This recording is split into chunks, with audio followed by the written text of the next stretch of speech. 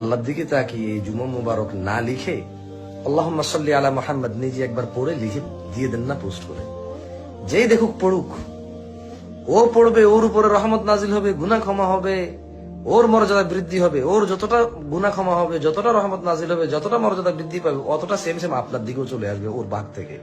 নিজেরটাও পেলেন, ওর ভাগেরও সমান সমান পেলেন। আরেকজনে পড়লো, নিজেরটাও পেলেন, ওর ভাগেরটাও সমান সমান পেলেন। আপনি এটা লেখার পর 10 জনে বলল, আপনি পেলেন 11 বার, বাকিরা একবার একবার বলে পেল একবার একবার। আপনি একবার প্রচার করে পেলেন 11 বার। 100 জনে দেখলে আপনি পেলেন 101 বার। 1000 মানুষে দেখলে আপনি পেলেন 1001 বার। 1 লক্ষ মানুষে জানলে আপনি পেলেন 1 লক্ষ 1 বার। 1 কোটি মানুষ জানলে আপনি পেলেন 1 কোটি 1 বার। আপনি যা শিখাবেন যাকে, সে তা আমল করলে তার নেকি থেকে কমবে না, তবে তার যে নেকি সমান সমান নেকি আপনার হবে। সুবহানাল্লাহ। এই জুমা মুবারক বললে কি হবে?